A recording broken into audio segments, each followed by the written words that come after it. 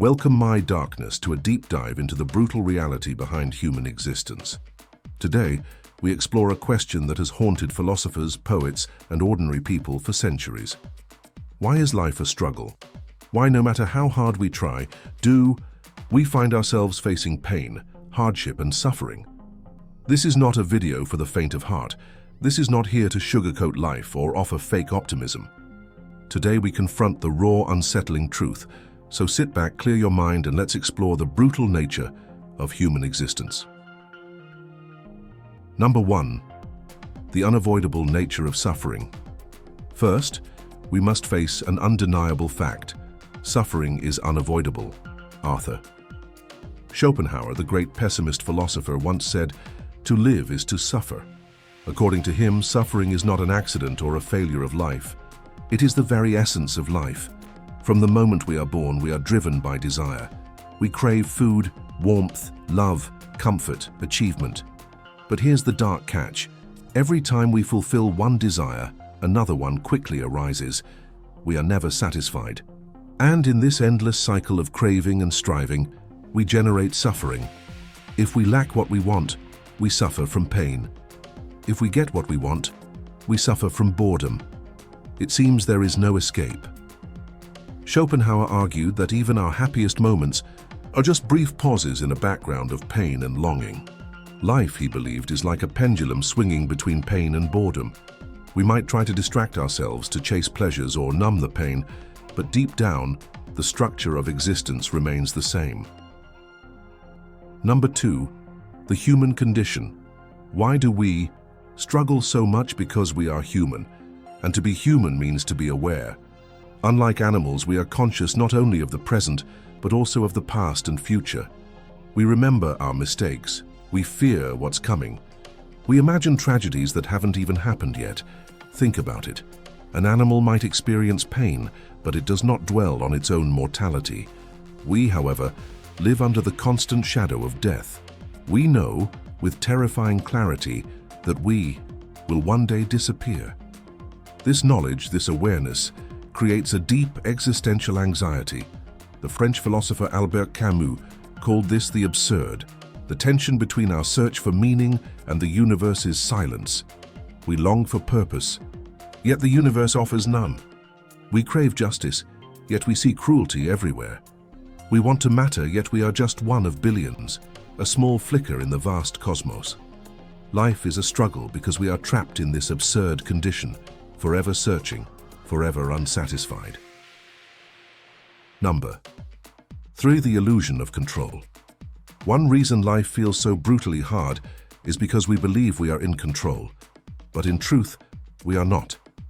We think we can shape our destiny, plan our future, avoid suffering. But the reality is, we are thrown into existence without choice. We don't choose when we are born, where we are born, or into what family. We don't control our genetics, our early environment, or most of the events that shape our lives. The ancient Stoics recognized this. They taught that we can only control our reactions, not external events. Yet modern society teaches us the opposite. We are told we can be anything we want, do anything we desire, achieve total mastery over our lives. But when life inevitably throws chaos our way, illness, loss, disappointment, failure, we are left shattered and confused. The brutal truth is that life is a storm of uncontrollable forces. Our struggle comes not just from the hardships themselves, but from our refusal to accept how little power we truly have. Number 4. The tyranny of desire. Desire is a double-edged sword. On one hand, it fuels human progress. Without desire, we would not create art, discover science, or build civilizations. On the other hand, desire traps us in a perpetual state of longing. Buddhism teaches that suffering arises from craving. We want, we cling, we demand. And when we don't get what we want, we suffer. Even when we do, we soon want something else. It never ends. The Buddha proposed a radical solution. Let go of attachment. But in a modern world built on consumerism, constant stimulation, and endless goals, this is easier said than done. Every advertisement, every social media post, every cultural message tells us to want more. more money, more success, more beauty, more recognition. And so we keep running, chasing, climbing, but the top of the mountain keeps moving further away.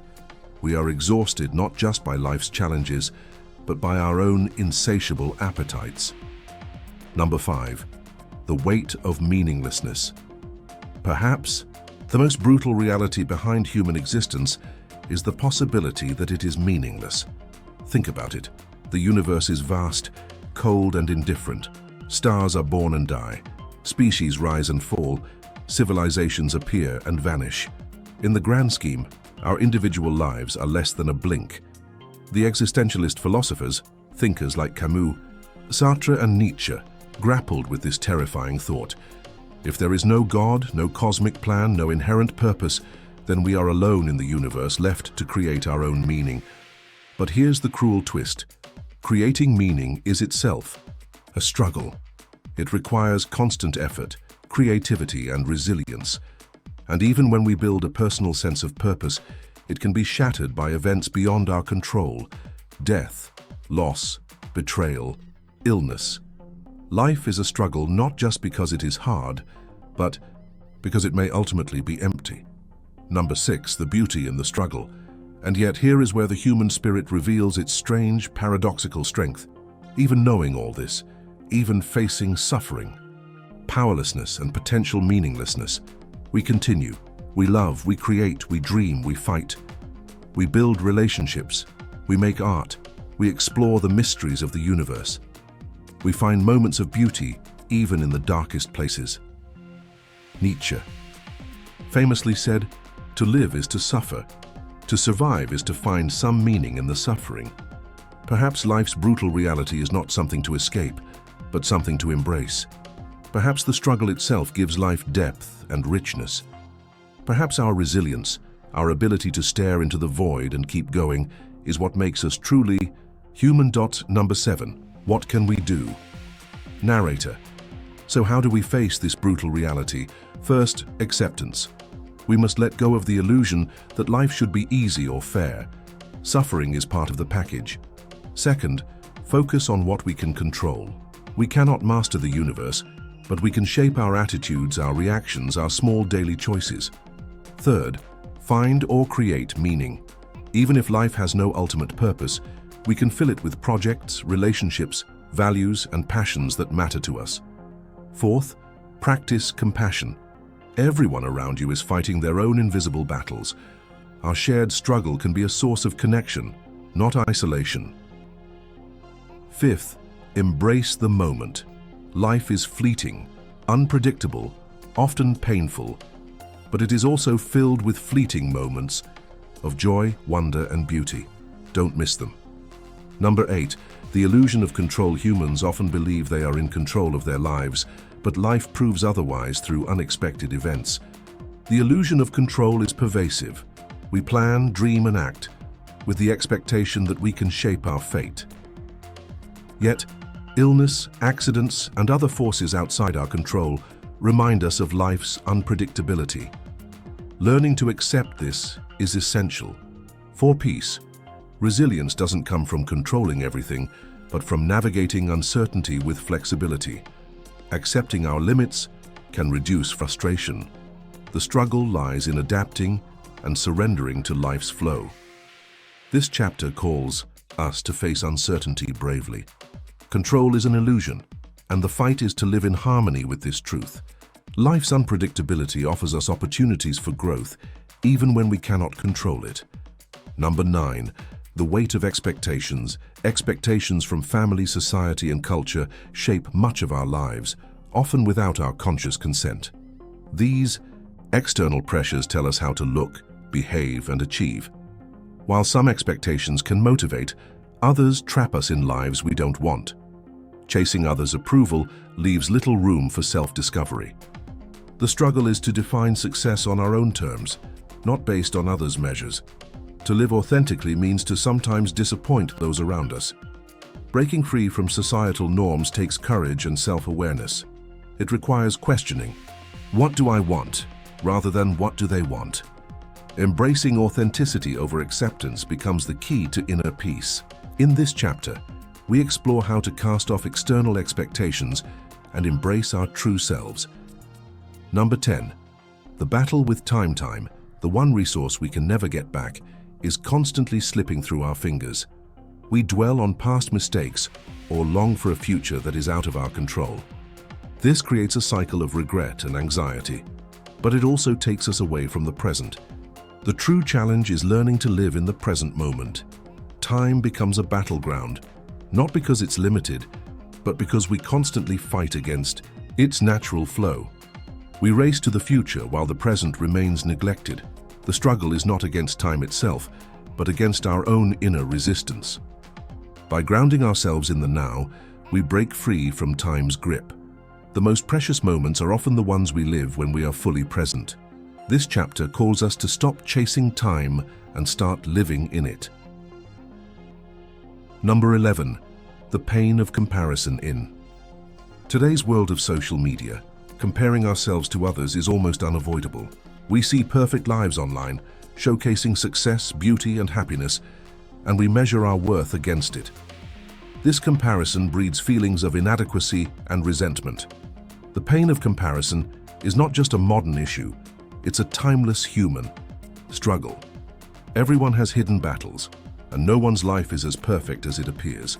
The challenge is to break free from the habit of measuring ourselves against others. Instead, we must learn to appreciate our own journey. Happiness doesn't come from surpassing others, but from fully living our own story. Understanding that everyone has their own struggles offers a sense of peace.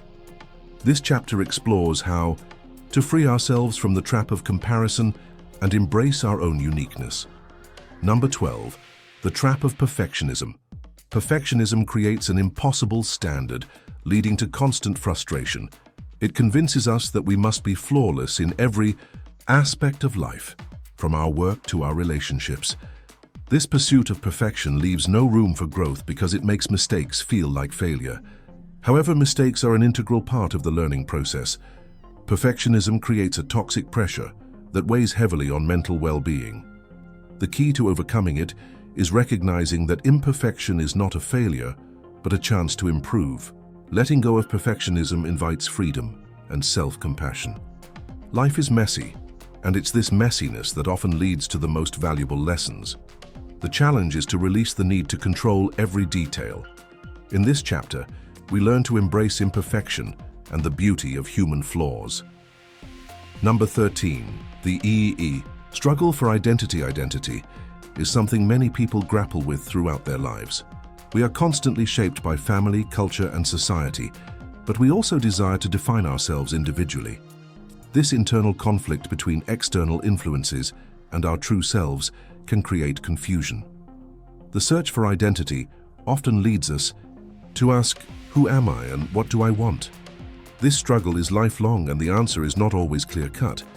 Embracing an evolving sense of self, rather than a rigid identity, allows room for growth. The challenge is to explore and define our values, beliefs, and desires, not according to others, but according to our own heart. Identity is fluid, and this chapter shows us the importance of allowing it to unfold naturally. Struggling with who we are is part of being human, and it's how we discover our authenticity. The process of becoming is just as valuable as the end result. Number 14. The fear of death. Death is the ultimate certainty in life, and yet it fills us with fear. Our mortality casts a shadow over everything we do. This fear often paralyzes us from living fully, as we fear losing everything. But philosophers and spiritual teachers suggest that embracing death can enhance life. When we accept that our time is limited, we start to value every moment. Death is a reminder to live more consciously and cherish the present. We can fear death or let it inspire us to live more meaningfully. Understanding that all things have an end allows us to appreciate life in ways we wouldn't if we took it for granted. In this chapter, we explore how the fear of death can become a motivator for living deeply. The challenge is to find peace with mortality and use it to live a fuller life. Number 15. The search for meaning. The search for meaning is a central part of the human experience. Without meaning, life can feel empty and devoid of purpose. we seek out purpose in many forms, through faith, relationships, work, or creative expression. Sometimes meaning is clear and other times it feels elusive. Many find meaning in helping others, in acts of service, or in discovering their own potential. Others turn to religion or philosophy to find answers.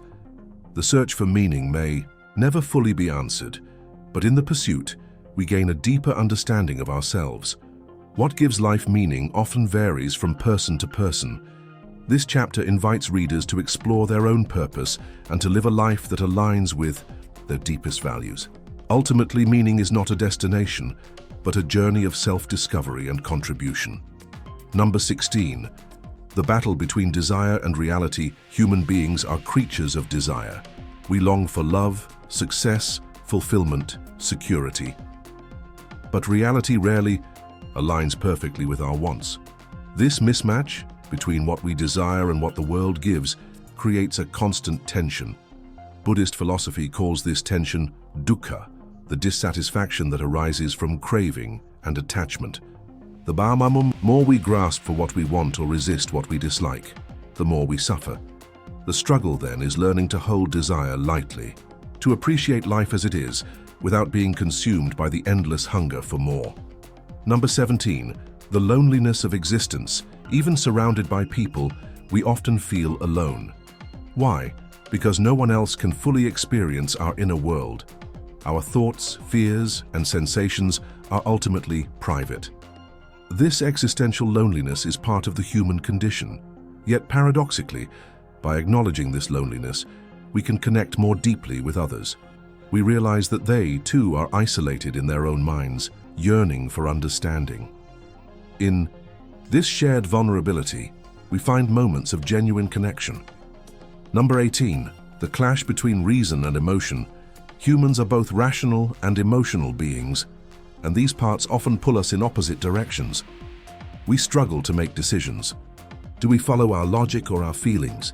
We battle regrets, shame, and guilt, when reason tells us one thing but emotion drives us to another.